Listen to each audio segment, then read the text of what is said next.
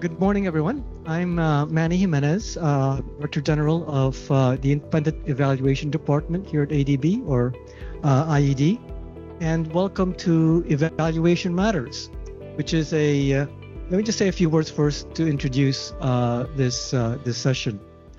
The most visible IED products are what we call high-level evaluations, which are discussed at DEC, the Development Effectiveness Committee.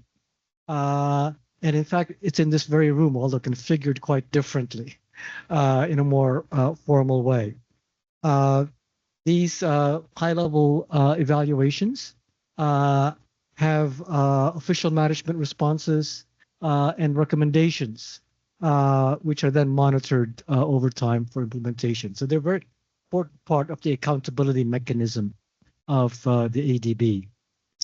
The topics are also presented in what we call what work sessions to see how these issues can be taken forward. In fact, a little bit of a advertisement. There's one tomorrow afternoon of the recent evaluation in education that will be the topic of what work session later on.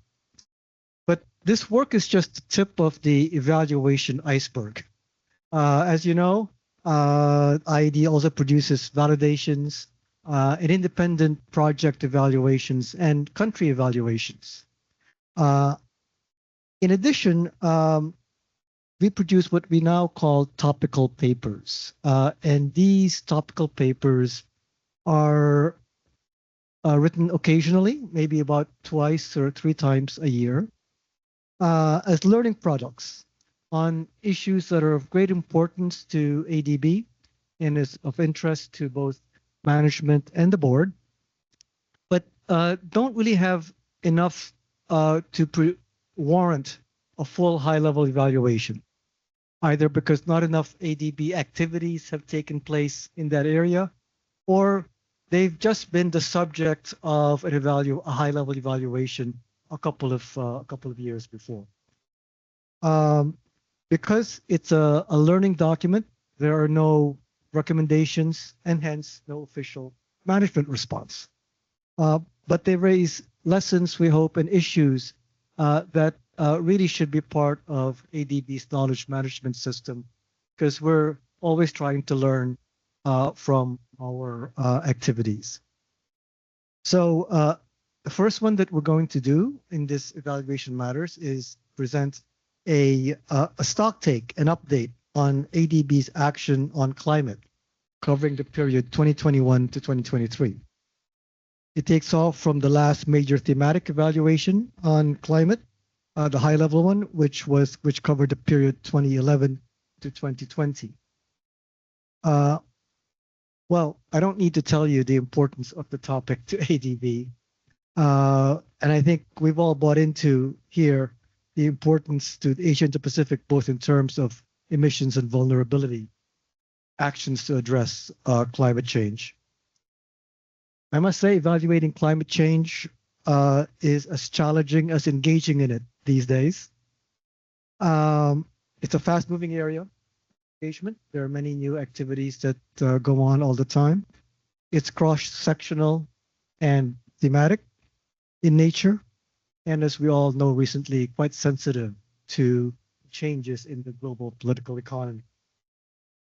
The event will feature a presentation by the two major authors of the report, Garrett, Kilroy, on the paper's overall findings, and also Shimako, who I hope is online with us and will turn on her camera, the co-team leader. In fact, Shimako presented some of these findings at the COP20 in last year. We're very pleased to have as our discussant Toru Kobu, Senior Director for CCRE, who will provide some personal reflections on the paper, its findings, and also provide some more recent findings, some more recent information in his own work in this area.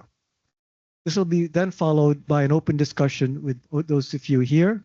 We're very happy to see many board members and advisors here in the room. and also for allowing us to use your fabulous conference room. So with that, let me turn it over first to Garrett and Shimako to present the paper's main findings. So Garrett? Well, thanks very much, Manny, and thanks for giving Shimako and I the opportunity to present. It is one of those products that slips between the cracks. So an opportunity like this, and also want to thank Toru for agreeing to be the discussant on this topic. As Manny said, this topic is hugely important for our region. Just one context slide. It's taken from the World Economic Forum's global risk reports. They come out every January, and the latest one published, it highlighted the elevated geopolitical risks in the near term, which we're hearing about every day. But I think it's important to also acknowledge and recognize the medium and long-term risks, which come from climate change and biodiversity loss. And if those of you who have been following global risk reports, these 10-year risks have been quite consistent over the last few years. So I think ADB needs to keep these risks in mind. It's a topical paper, so it's quite light in terms of resources. A small enough team, primarily a desk-based approach. We looked at portfolio, we did some selected interviews, and we looked at strategic shifts and also progress towards climate outcomes from a design perspective. So as Manny said, this is a fast-moving topic, and we found this in the previous evaluation when we looked at the decade up to 2020, and the 3 years that we covered in this paper was quite hectic. It started in 2021 with the run up to COP. There were lots of commitments by ADB, including alignment with the Paris Agreement. Later in 2022, there was the elevation of the coordination of climate change across the bank through the Climate Action Coordination Committee. And there were also some innovative approaches to climate finance like IFCAP. And it culminated with the publication of the Climate Change Action Plan, which actually was linked to our recommendation 1 of our last thematic evaluation. But I think it's important to point out that we did find the CCAP in our interviews really was a genuine 1ADB approach to coordinating and orientating ADB's action on climate. As well as that, you'll see there were lots of institutional shifts, most notably the NOM, but also the midterm review, which reinforced the 100 billion climate finance target, introduced a new target of 50% share of total lending, and also identified climate action as one of the 5 strategic priorities for ADB going forward. We presented the data up to 2023 in the paper, but we're just including the 2024 data here. And what we say in the paper is that ADB is on track for the climate finance targets. Indeed, on some of the climate targets, we're already exceeding it quite early. So, for example, the target that 75% of operations are tagged climate by 2030, we already achieved that in 2023 and also again in 2024. In our analysis in 2023, we found that 46% of total lending was climate finance, so we're getting close to the 50% target as well. So what we point out in the paper is that as soon as when ADB gets close to these targets, the shift of emphasis in our stakeholders will be on outcomes. What per climate dollar, what are we achieving for our DMCs? So that's one of our kind of main findings that Shimako will get into a bit more when I hand over. So we through this paper, we wanted to dig a little bit deeper on portfolio. What is the sort of characterization of the portfolio that we're actually delivering? So this is a frequency distribution histogram.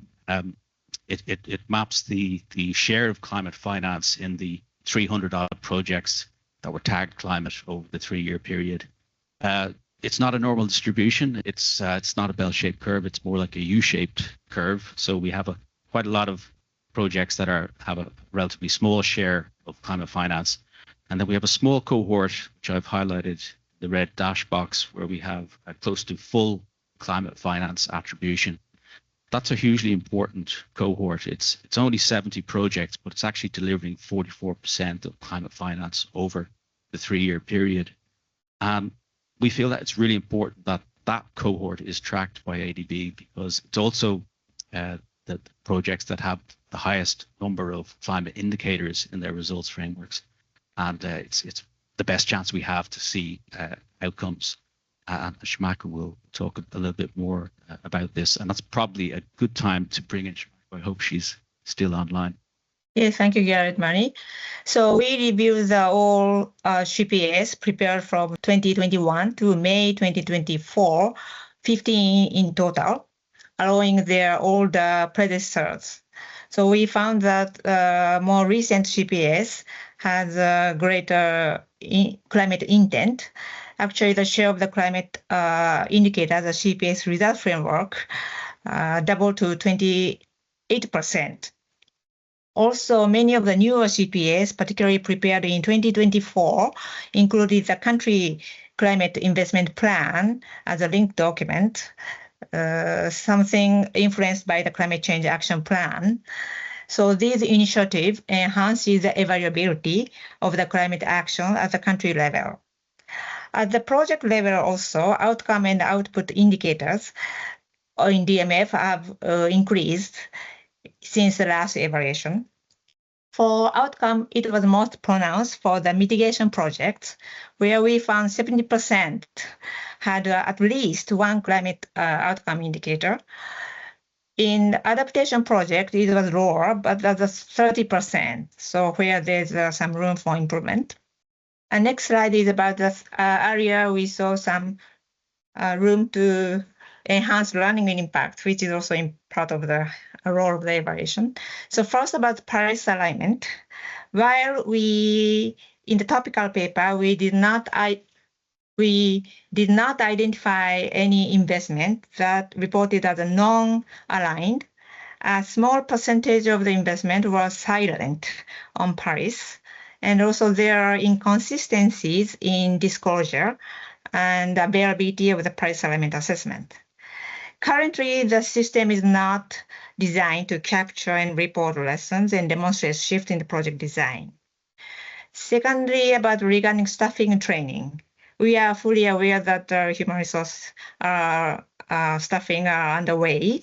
The topical paper period saw a rapid and significant increase of the climate staff, particularly in sovereign team, but not necessarily in the non-sovereign, quite limited. At the time of the preparation of the topical paper, the PSOD has only one international climate staff as of October 2024.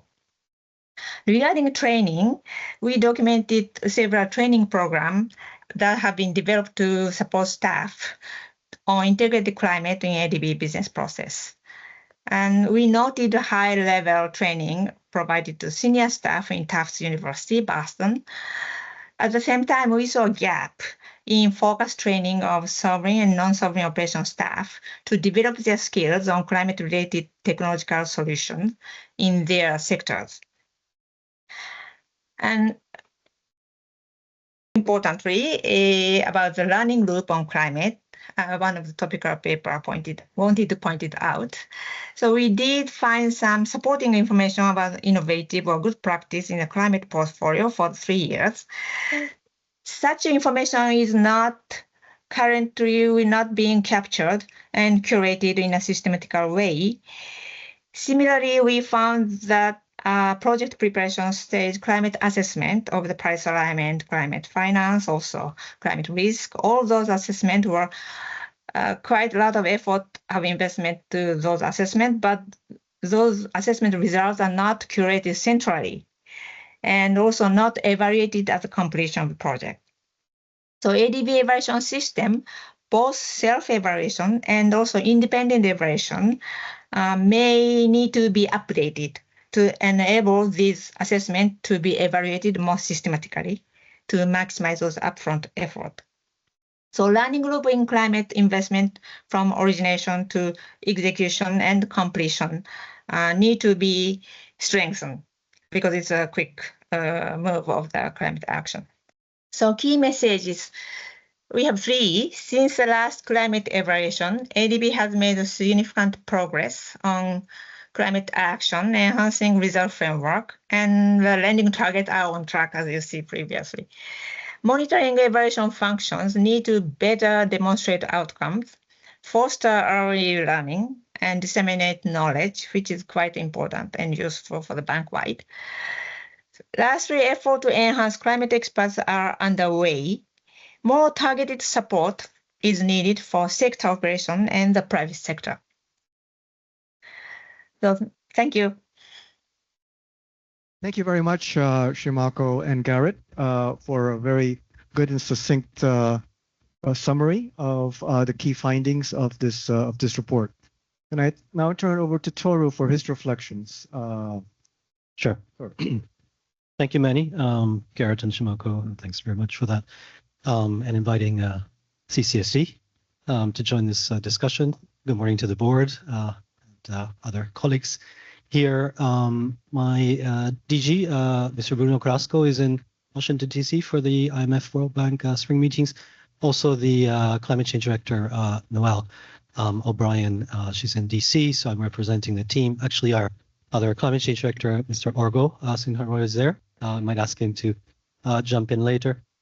I think that was a really useful overview of the ADB support for climate action between 2021-2023. I thought I can spend a few minutes to explain what's been happening since, especially the latter half of 2023 when the norm kicked in, and then 2024 because we had a huge year last year, and just to build on what was found and what we've been working on across the bank. Overall, it's really encouraging that IED's findings on this Topical paper is very positive. We've always also seen positive change. There's of course more that we need to do.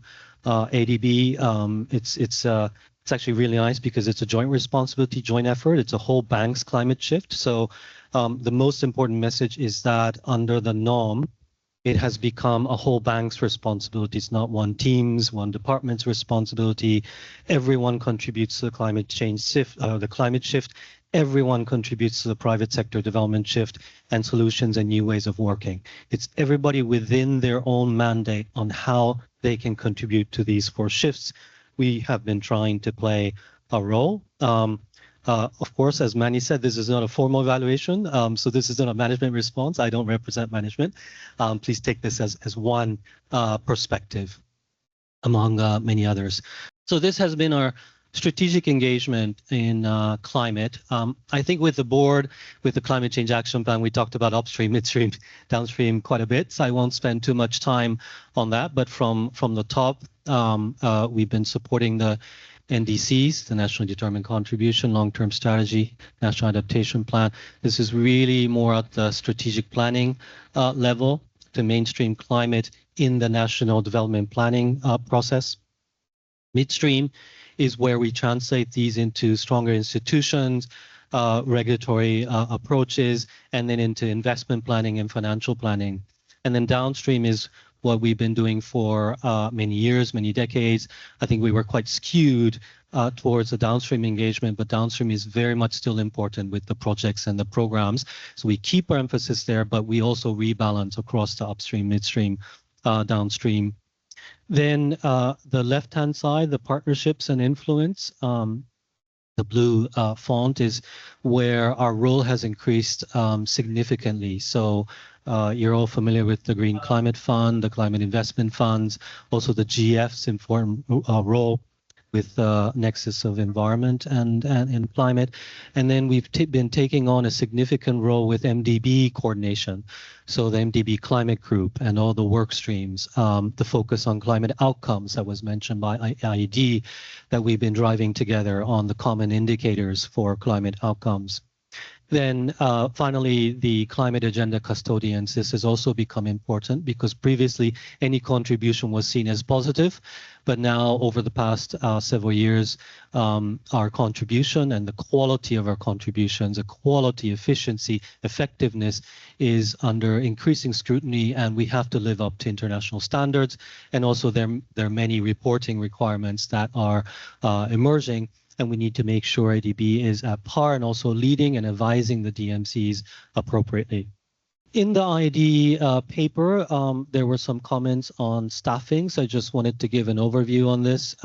This may be new to many board members here, but just dissecting a little bit on how we deploy the climate job family across the bank. So the left top are the staff, the 30 staff currently who are climate experts being deployed, assigned to the regional departments and the resident missions. So there are 17 climate change officers in 13 RMs plus Philco, and then the regional offices. And then there's 7 PI, the international staff, and 6 local staff assigned to the 5 regional departments with a cross-cutting sort of multi-country or regional focal role. So they are very much focused and working together in the country, together with the RD and the RM on upstream and midstream engagement. That was really a weak point before the NOM. And this has started to transform the pipeline discussions and how we get into the policy regulatory area with our DMCs. Then on the right-hand top side, we have the staff fully assigned to the private sector development shift.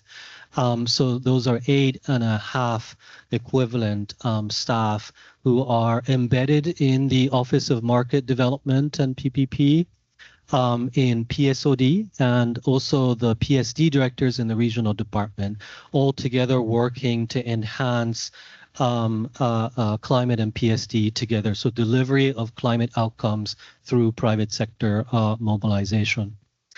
The left side, which is a big bulk of our delivery, and this is on the solutions, are the staff assigned to the sectors.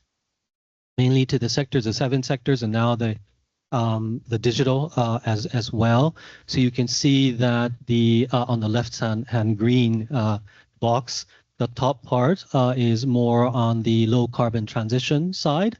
So that's 6 international staff and 2 local. And then the lower box is the 14 international, 1 local on adaptation, and that team is led by Mr. Argo sitting here. So that's a big focus. ADB historically has been stronger on the mitigation side, as many of you know, and there are many areas that we have to enhance on the adaptation resilience side. So we have been putting on extra emphasis there. Finally, on the bottom right-hand side, those are the staff who perform more of a central task role. So they are the climate funds, their support to the board and management on climate dialogue, and also the partner coordination and contribution to the working groups I mentioned earlier. I already started touching on these, but we are supporting all of the norm shifts. So the new ways of working is very much about changing the nature of how we do climate work and support the DMCs in climate. So going upstream and trying to really support and advise the clients and shift the type of pipeline and the policy diagnosis that's very much necessary. Garrett already mentioned about the 100% climate focus initiatives. They did not exist before the norm for policy-based loan. We had our first one in the Philippines and now really emerging. That's where we must invest significantly in upstream, midstream diagnostics. And it took years to do this, but we're starting to see harvest now. The solution shift, as I mentioned, which is greater emphasis on that mitigation adaptation expertise together with the sector experts to deliver on the ground and provide integrated solutions. So our international specialists tend to cover 2 or 3 sectors so that we're not bringing single sector solutions. There's so many areas between sectors that have fallen through the cracks over decades. So for example, smart mobility. This is an area that is between transport, urban, and energy, but can we bring those together? Coastal resilience, this is between rural development and also urban areas, coastal megacities. Can we look at that as a continuum?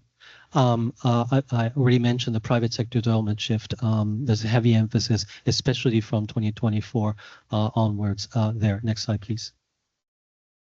Now, shifting gears, just some of the areas that we have been putting additional emphasis is climate risk. I already mentioned about the staffing, but there are guidance notes that have been issued. Some of the guidance notes are together with the MDBs, for example, on the outcome indicators.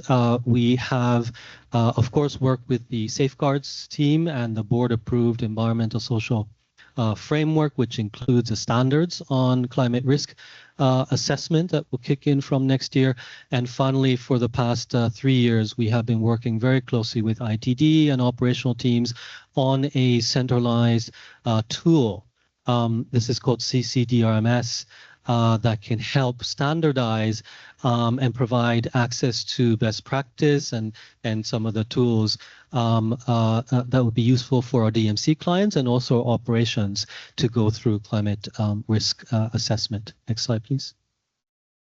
Paris alignment was also brought up in the IED paper. So we have been continuously developing and filling the gaps on the guidance notes.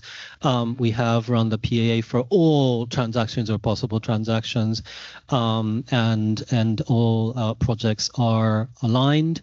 So we are ahead of the July target this year for 100% alignment. We have rolled out e-learning courses and very targeted training programs on Paris alignment. So as you heard from IED team, it was more uneven, of course, in 2022 and 2023, but we have started to see significant increase in capacity across operations there. Then climate outcomes, most important, because there's no point if we just pour in the dollars, but we don't achieve the outcomes on enhanced resilience and reduce greenhouse gas reductions. So this has been a major focus.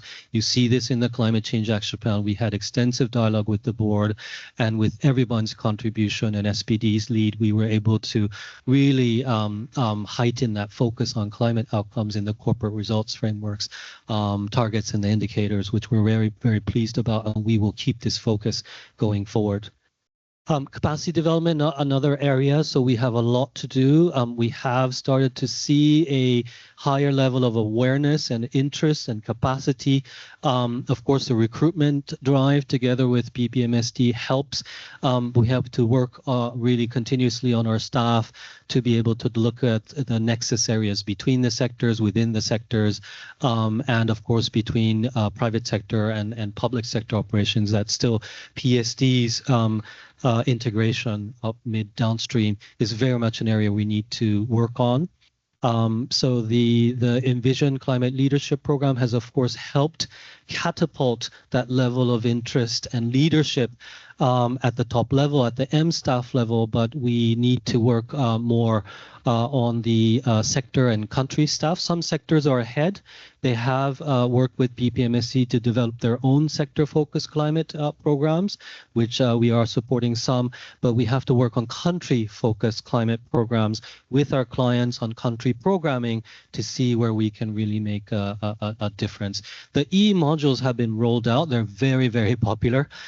So we're quite pleased, and where necessary, we will continue to enhance the E module series. I'll pause here, take any questions. Thank you. A very helpful update, because as you noted, the Topical paper covered up to middle of July 2023, I think, something like that, and end of 2023. But since this is such a fast-moving topic, it was really important to get that update. We now have about 25 minutes for Q&A, and so we'll just open it up for discussions. I have some myself, but we'll take it up from the audience first. So. Thank you so much. I'd like to thank IED for organizing this, and I'd like to congratulate also Garrett and Shimako, as well as thank you, Toru, for sharing this. I think this is the first time, right? I think this stems from the request of some board members really to understand what IED does and what its relevant is beyond the deck. So thank you so much for this. I also wanted to thank Toru. You'll be also presenting later, right, at the Board Working Group for Digital Transformation this afternoon. So if you want to hear more about the Disaster Risk Analytics Explorer, we're going to be talking about that from 2 to 3 p.m. This cross promotion, so I'm plugging also. But in any case, I also appreciate the three key messages. I'm a very strong advocate for improved monitoring and improved indicators, especially when it comes to outcomes. So good on that. As well as I wanted to highlight the need for targeted support for staff as well as for PSOD, because now we know that there's this approach, private sector development approach that's being developed. So it was good to hear about your comments. My questions focus actually on climate change adaptation. It's good to hear that there is some guidance now, but if we can recall, the Asia Pacific Climate Report was presented to us, and it highlighted the need for climate change adaptation to address key large impacts. So that was one of the major things there. We've done a lot on mitigation. That's what Toru mentioned earlier, but adaptation really is what saves lives, help people adjust to the current impacts, both slow coming and the fast ones that we're talking about. And it came out I looked at the executive summary of this report actually, that the pricing of climate lending can be an issue for some DMCs, especially on adaptation investments. What are the solutions that management might have in mind? I know you're not speaking for management. Let's just say, off the top of your head, as a senior director, what would you think about this? And yeah, that's actually my main question. Thank you so much. Thanks. I want to take a couple of more questions and then turn it over. So thanks very much, Manny, and to the team as well. Really appreciate and welcome this report right now. And it does reinforce what I felt anyway, that anecdotally, I see there seems to have been a step change in the bank's response on climate change. Questions. One actually is picking up on the same point that Justine just made. Really welcome the strong increase in the share of adaptation, but I wondered how that's consistent with the finding that pricing has been an issue for adaptation, and how far has client demand been the driver of that increase in adaptation. But do welcome that, and it's very positive. Second one is, can you say something? I mean, have you been able to? You said that 100% climate finance projects are occupying an increasing share of the portfolio. Does that translate into saying, are we able to say that our work on climate has been more transformational in terms of projects bringing about systemic changes in policy, in creating markets and demonstration effects than it was the case maybe 3 to 5 years ago? Is that something that we can say based on your finding? Third point is, are there any differences to note between sectors and between regions in either in demand or in the priority issues or in the difficulty of moving forward on the climate agenda? Thanks. Thanks. I know there are other questions, but let's take this round and I'll do another round. So can I ask my colleagues here on the panel, Toru, Garrett, and Shimako? Toru, I was wondering if you could take especially the question on pricing, and then I'll ask Garrett, Shimako to reflect on the other two questions. But you're you'd be welcome to address any questions. Yes. Thank you very much for those questions, and thank you, ED Justin, for the plug on the Disaster Risk Analytics Explorer. Staff have been putting a lot of effort on that, and that's also on the midterm review strategy 2030 on the digital innovation. So that's an important one. On the the common question on pricing, and I'll also ask our adaptation director Orgo to come in if chair. That's okay. Since but yes, it continues to be a challenge, and DMCs often request to look at the pricing on adaptation investments. Of course, the ADF 13 and 14 resources for the Group A and Group B countries really do help, but many countries continue to ask for non-debt instruments, particularly for the impacts on climate change. It's a very sensitive issue, obviously, even in the international arena.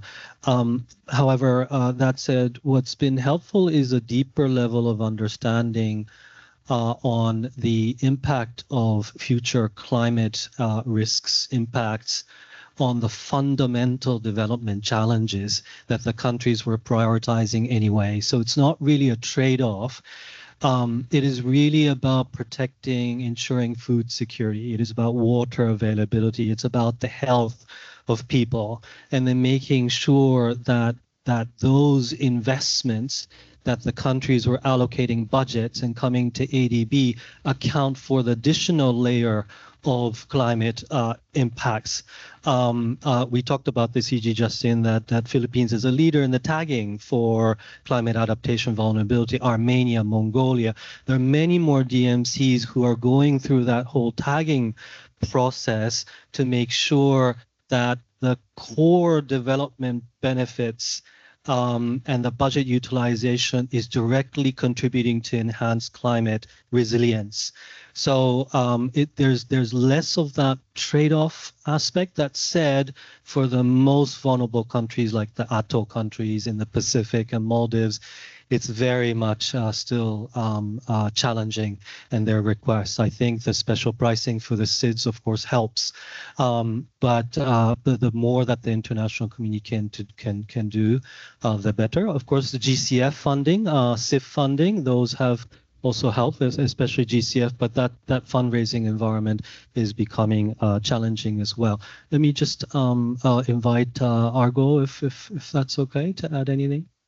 Thanks, Toru. I think agree. We need to look at a more like a basket of solutions, because the requirements for Group A, Group B, Group C countries are quite different when it comes to adaptation and the concessionality that we can provide. So as Toru mentioned, we have rightfully focused a lot on Group A countries through the ADF 14 thematic pool money for CCA and DRR, as well as specific concessional, in terms of lending terms, favorable lending terms for SIDS we have, which is great. I think the trust funds also play a very important role in ADB to ensure more concessional, grant financing, TA financing is available for both Group B, Group C countries. So thanks for the, developed countries for that. As Toru mentioned, we are more and more trying to access global climate funds in a programmatic manner and not project by project, which is also going to help countries get more access to grant financing. And of course, for Group B, Group C countries, the CCAP has prioritized the need to explore the possibility of providing more concessional financing where appropriate. That work is still under preparation. So if you look in totality, each of these solutions under one big basket can potentially help us move towards that direction. And lastly, as Toru mentioned, while the importance of concessional finance is important, equally the discussion with DMCs on to prove the bankability of adaptation projects is also important, because adaptation is no longer distant far. Countries are already facing the issues, which means if they invest now, they will see returns also. So I think that narrative change is also happening, in which case many countries are trying to understand for which kind of projects it perhaps makes sense to invest money now, because they will see the returns already. And perhaps more private sector can come in and try to finance those kind of projects. Thanks. Thanks, Argo. Garrett. Thank you, ED Justine, for the support on monitoring and outcomes. I think that's something that resonated strongly with our paper. I think Toru covered the pricing point really well, but that was something that did come up in our interviews. AD Shantanu, a great point. So that cohort of 70 projects that are securing about 100% climate finance, we see them as a really critical sort of driver of action in our region. Whether they're delivering transformational change is a really good question.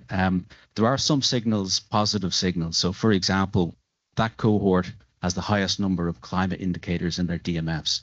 They tend to have about, I think, close to 40% of the indicators are in the DMF or towards climate, whereas the average across the 300 was about 18%. So that is one positive. The breakdown of those 70 projects, it was about 80% mitigation, 20% adaptation. But what's in that bucket of 70 projects is you see the climate PBLs that Toru talked about that are operating at that higher strategic level with government, and potentially have much more transformational impact than the footprint of an individual investment. It also includes the type 2 projects, which Argo pointed to, which their whole purpose is adaptation.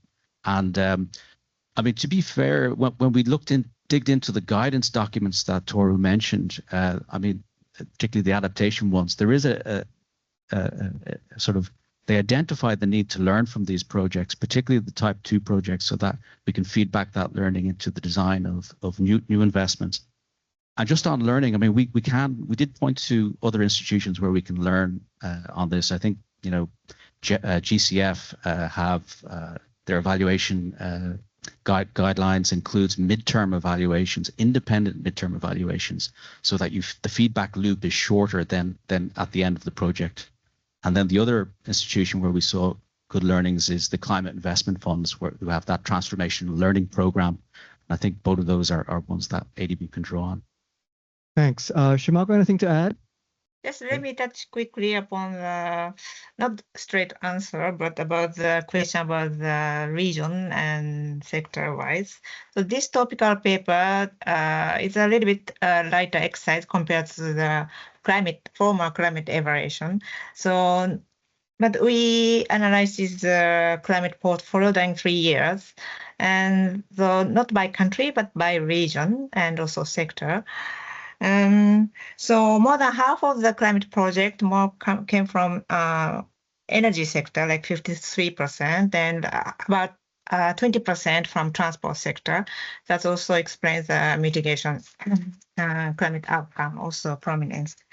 And as a region-wise, every region, we also had an interview with the DG or DDG or some key person of each regional department, and every region has a lot of different context, but Southeast Asia, as a region-wise, most of the climate project came, not so most, sorry, many of the projects located in Southeast Asia, 34%, also Central West Asia, like 29%, also South Asia, 27%. But we didn't analyze by country base, but that's a little overall trend over the 3 years and the topical paper exercise. Thank you.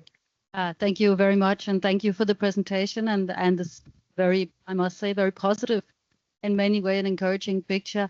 And thank you also for taking us up to 2024. My question would be, could you maybe take us up till today and include 2025 and give us a little bit more about what's going on right now? Maybe also saying how the learnings from this study have informed your decisions and in terms of how we work with the climate going forward, and maybe because on the staffing side, for example, it's not clear to me if this was the current picture or the end of 2024. And generally, if you could say something about how our climate work is looking at this point in time, would be very helpful for us as we prepare for the annual meeting. And I also have a question to Garrett and Manu.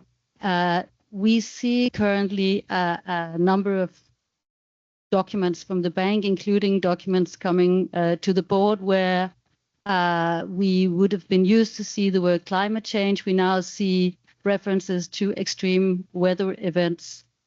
Now, to me, extreme weather events would point to another type of event. It's not linked to a general trend. It's unpredictable. And it would point to me towards more disaster preparedness and humanitarian aid than to actually the kind of integrated development, that Toru just described, and where there's no contradiction between the resources set aside for climate and the development impacts and investments that we need in our developing member countries.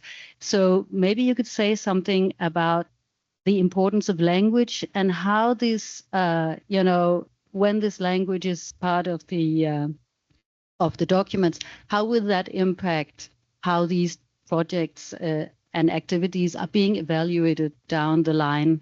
So if you could say something about language, that would be very helpful. Thank you. I pass to Llewellyn. Thanks. Lou? Kia ora. Thank you for this. It's great.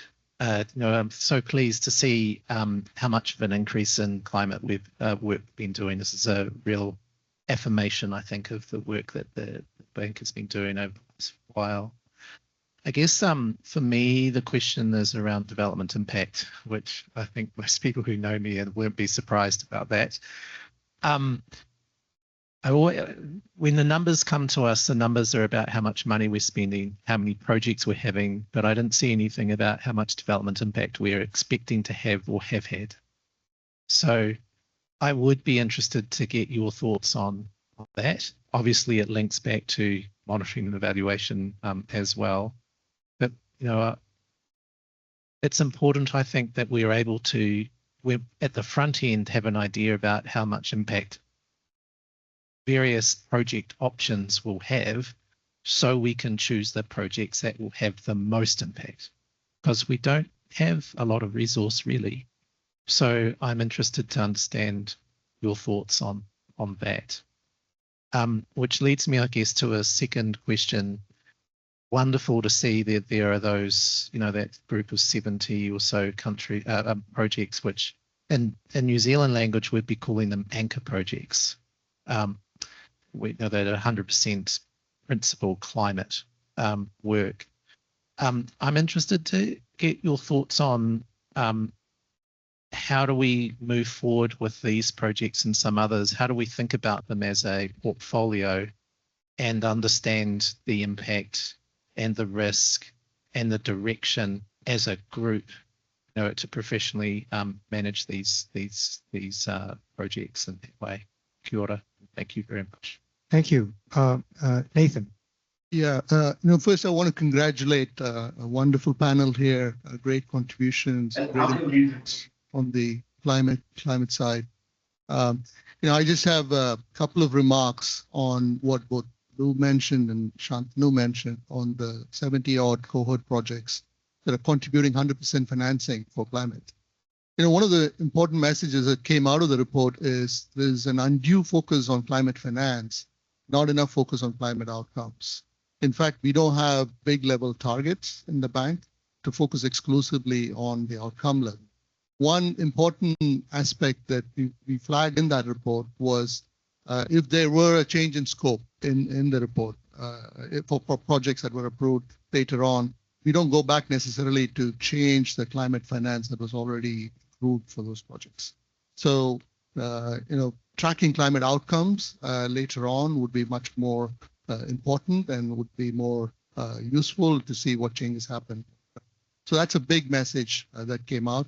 And Toru mentioned that increasingly more staff are co-team leaders now for climate projects. It'd be nice to see a greater share of these 70-odd projects having more co-team leaders coming from climate change staff, so that we can have an increasing transformational effect coming out of these projects. So I'll stop. And I know this is going to be hard to crystal ball gaze, and we're moving into the very current and geopolitical end of the debate. But I think it's important to at least hear from you on your assessment. You also talked about GCF. We know from our Pacific constituency members that, even accessing and mobilising that finance can be quite challenging for them. But as you say, if the donor sentiment is changing and the donor funds available in space, both from organisations like ourselves, but philanthropic and other governments, what do you sort of see the implications of that will be for our own sort of line of work, including for, managing demand, which might be pent up or much more focused on what we've got on offer compared to others? It might go to point that AD Llewellyn made around targeting projects, maybe more scrutiny around where we're going to get the most impact, given that the pressure on funds and the number of members that want highly concession support, etc. So as much as you can contribute to that. Okay. So there are two huge things I think that our questions have put on the table for us. One is looking forward, given today's environment, and some reflections, including for evaluation. And I will say, Maya, that from our perspective, we intend to evaluate whether language will have discernible effect on outcomes and actions in the future. We'll certainly do that. I don't think we could tell you now exactly if that's has it had any effect. But we intend to, we will do that. But Toru, if you could just reflect on, and I'll also ask Garrett and Shimako on this. That's one. The other big topic is on development impact and how we get beyond monitoring ourselves just on money out the door, which is very important, and even actions to outcomes. Because I note that for us as evaluators, this is incredibly challenging because outcomes are that we want to observe are episodic. They don't occur very often. They occur in a very long time period. How can we attribute some of these outcomes to what we're doing? And perhaps I could ask Garrett and Shimako to reflect on this as well. But Toru, over to you first.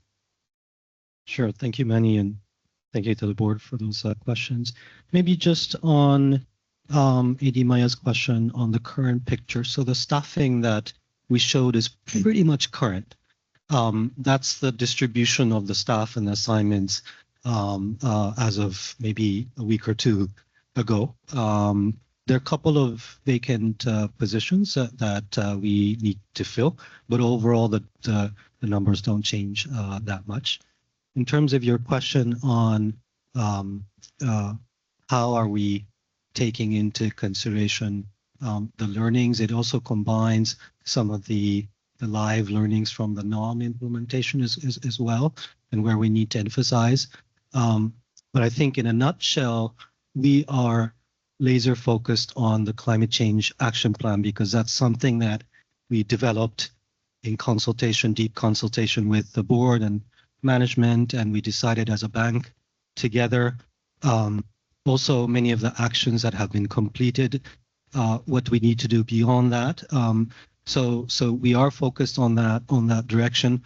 There are findings from the IED paper that are pointing to the actions that are yet to be implemented in the climate change action plan. So we're very much aware of those. We need to push forward. I think what's critical is the continued buy-in from across the bank, because as I mentioned at the very beginning, this is a bank-wide mandate and a bank climate shift, and it's not one or two departments driving it. It's everyone's responsibility to do so.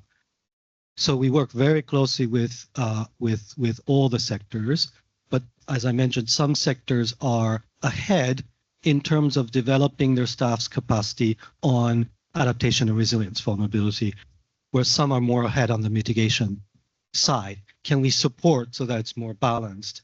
And we're harvesting climate outcomes within that sector. So just one specific example. AFNR is a leader in climate action space. They have traditionally been strong on the vulnerability side, water scarcity, food security, but there's significant GHG savings potential from AFNR sector, and that hasn't been really harvested fully over decades. So can we build sort of capacity there?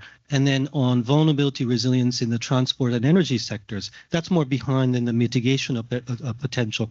So it's very much a differentiated approach, but we need everyone's continued buy-in.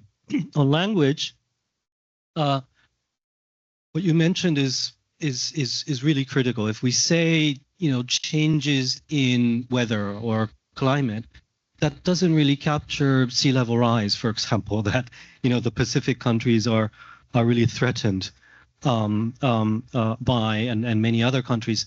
So what is the right context? There have been teams that really reached out to, for example, like Argo and his team on what is the appropriate language to focus on the core development challenges. Is this the right language to use? Are we losing the substance or not? So that healthy dialogue is happening, not even, but we do see that happening. On the fundraising issue, quite challenging indeed. I think that we do need to look beyond the traditional donors. For example, for the Nature Solutions Finance Hub on the nature and climate sort of synergy side, we were able to mobilize funding and get support from the OPEC fund, and that is not a traditional donor, but it has been really helpful with the Saudi fund as well. So do we need to go and reach beyond for those entities who may be interested in biodiversity, nature, and others with significant synergy on the climate front? I think what you mentioned about the asked about implications. Yes, I think we need to have higher level of scrutiny, and as Sean mentioned earlier about the transformational programs. Orgo already mentioned about taking a programmatic approach, because if the funding is more limited, we cannot afford to scatter that. We need to make sure that it's targeting the biggest bottlenecks, especially higher emphasis on where we can unlock private investments. If public or philanthropical funds are lacking, where is that barrier we need to unlock for private money to come in? I think on the development impact, I think this is more ID's area, but with ERDI, of course, there's some work going. We have been discussing with SPRA as well on the SPD side. One thing I would sort of put on the table, and we've discussed this in other occasions, is the underutilization of result-based lending. Result-based lending where the finance is really outcome-based. We see that the DLIs, at the outcome level, and that is a great match with climate interventions. Why are we not more aggressively using that modality? That can be transformational. Thanks, Toru. Garrett and Shimako, any last words from you, as well as addressing some of the questions? Sure. Thank you. Thanks, Manny. AD, my language is critical. It's how we communicate our position on certain topics, and but from an evaluation point of view, some things just won't change. I mean, we do objectives-based evaluation, and the objectives that the institution have set are what we will hold them to account when we do our evaluation. We finished this evaluation, or this topical paper, October last year. It's a good question. How would we have written our chapter 1 context piece if we had to do it now? I'm not sure how to answer that, but I think from an evaluation point of view, I think the objectives that the institution set, we will still measure them in our work. On results, I mean, AD Llewellyn, to use your own term, anchor. I mean, the DMF is our anchor. That's how we measure our results. And a positive finding is that the share of indicators is going up. It's not as high in adaptation as we would like, but it's going up. And that cohort of 70 projects has the highest amount. So it doesn't tell us much about the quality of those indicators, but at least from an evaluation point of view, we have the material will be collected during the monitoring to populate those indicators. On financing, I mean, the only thing I will say is we have an ongoing evaluation on trust funds and co-financing, and we have been holding consultations recently in DC and Ottawa. And there are donors who do want to talk about climate, who do want to talk about gender, but we may be in a better position to talk about that topic when that evaluation is completed. Thank you. Shimako, last words from you? I heard about the development impact. That is a really a very important goal to deliver greater development impact.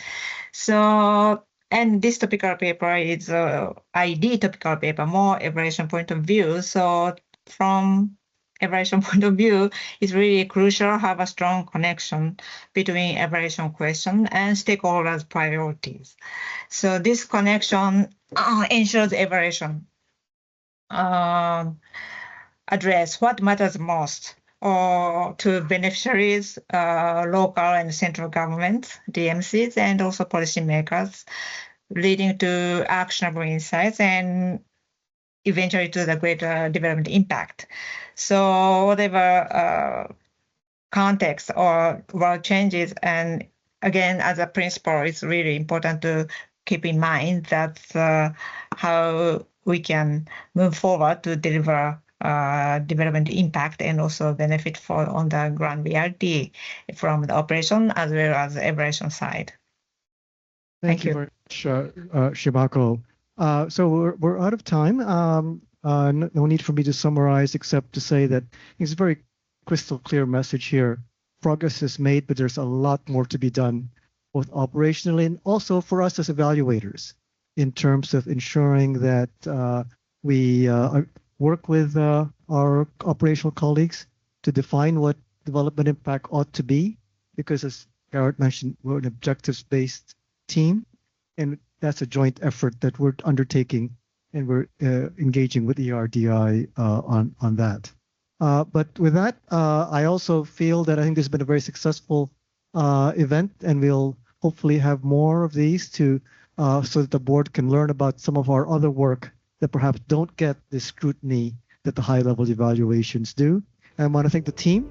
I was, in fact, supervised by Nathan here, Garrett, Shimako, and the whole Topical paper team for their work. So please join me in thanking Toru, Garrett, Shimako, and the whole team for this event. Thank you.